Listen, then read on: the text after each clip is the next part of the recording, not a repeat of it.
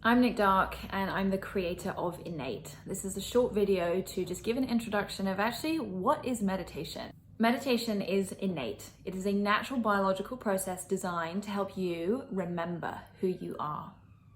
Let me start by just asking you the question, why do you or why would you consider meditating? Is it because we live wildly busy lives full of people that we have relationships with and we have to have relationships with, full of work and things that we need to do and create, full of obligations, things that we need to look after, take care of, and our own inner world workings, thoughts, goals, feelings, development, challenges? That's a lot. And so we meditate in order to find some sense of calm and inner peace, let's say, is a common phrase that people tend to use. Come back to our clear sense of self, clarity, maybe steadiness, or even some use the phrase stillness. And why? Well, that's so that we can rejuvenate and feel ourselves again, so that we can go back out into the foray of life and do everything that we want to do in life. Have fulfillment, fulfill ourselves, express ourselves well, have good relationships, achieve, do, and create all that we would like to do, right? So meditation is a natural drive to rejuvenate, come back to yourself so that you can be yourself fully. It is a biological process designed to help you remember who you are. And how this works is through your nervous system. Your nervous system is responsible for so much. It is responsible for all your data intake, your processing, learning, and healing, your stress levels, your stress responses, your social interactions, your immune function, and also your ability to take action, to go and do out in the world. And we can boil that down to a simple 3-step process. The nervous system works through sensing, taking in information and life, processing, calculating, understanding, learning, deciding, and expressing. The body responds, we say, and we act accordingly. Sense, process, express. And so our nervous system in this manner is constantly wanting us to metabolize life, to continue this process of sensing, processing, and expressing. And that is exactly what is going on in meditation, or exactly what would like to go on in meditation if we would stop trying to obfuscate it and prevent it and block it. How do we do that? Well, there are many meditation lineages, or let's say a lot of mainstream meditation is really about a focused attention practice. It is trying to get you to focus on, let's say, either your breath or a mantra or a body scan even, or even nothingness in some cases. But whatever we're trying to do, we're trying to kind of focus our attention. And the general vibe is that if a thought or a feeling comes in, you can acknowledge it, but we just leave it to one side and we just gently bring ourselves back to where we were. It is a focused attention practice. Now that is all very well and good and has its uses, don't get me wrong. But there are several other meditation practices that you are going to need to fully nourish you and support your ability to metabolize life. And so if we look at that focused attention practice and say, well, this is how I want to find that sense of inner peace and clarity and sense of self by just a focused attention practice, so I can focus on just dropping everything else away and kind of feeling that way that I want to feel.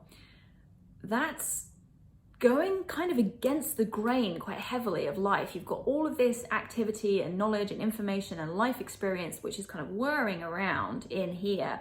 And then we're sort of like trying to part the sea of that and focus.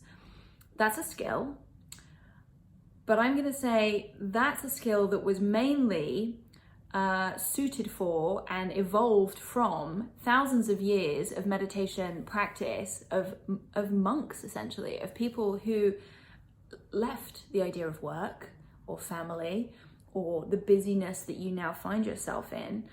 And that's why that meditation practice really suited them very, very well. But I'm assuming you don't live like that. And so it is quite a task to try and force yourself to clarity by ignoring everything else that's going on. No matter how nicely you ignore it, you're sort of trying to force your way to clarity. And I'm going to say that actually, you're not going to get to clarity by forcing yourself there. You're going to get to clarity by removing the blockers that prevent clarity. Because, as we said at the start, why do we meditate? Because we live in this busy world full of stuff. And what is meditation? It is our nervous system trying to process all this busy stuff. And when you drop into meditation, that's exactly what happens. Thoughts pop in, feelings pop in. That is your nervous system trying to alert you of little life items that have not yet been fully metabolized. And you batting them away is just going to create a backlog. It's like creating a dam, and it's blocking that energy flow within you. And so the goal actually is to find that sense of self through letting yourself cycle through everything that needs to be cycled through.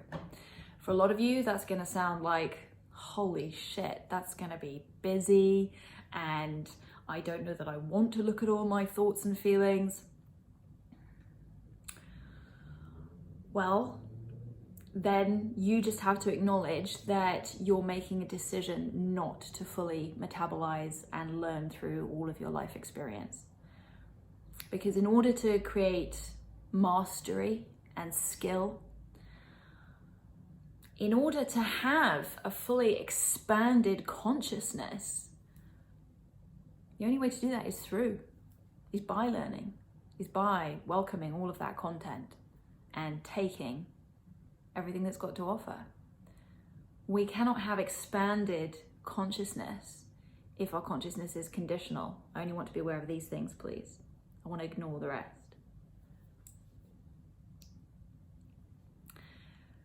And maybe you think that actually, that's not what I want from meditation. On meditation, I just want escapism, and then I can just go back and deal with that stuff during the day. So then we get into the nervous system part 2, which is not just about the process itself, but the skill with which you metabolize. So it's not just about removing the blockers, it's also about developing skill so that you can have mastery and do that artfully. Because when we're out and about in the world and we're dealing with those life items, we might be in a little bit of a stress state.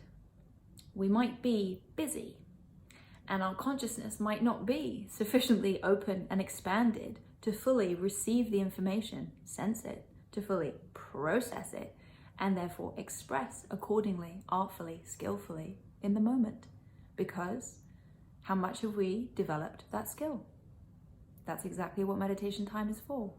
And on top of that, we get to bring that sense of self that you're trying to return to in meditation, remembering who you are, being in your own energy, rooted in it, so that you feel free and potent and happy and capable.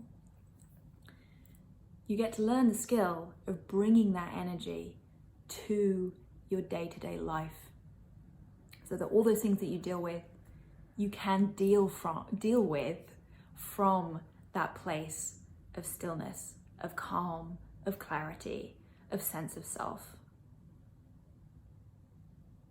So that's the loop. I hope that's made sense, and I hope that you find that useful. So just a final recap as a reminder, meditation is innate. It is a natural biological process designed to help you remember who you are,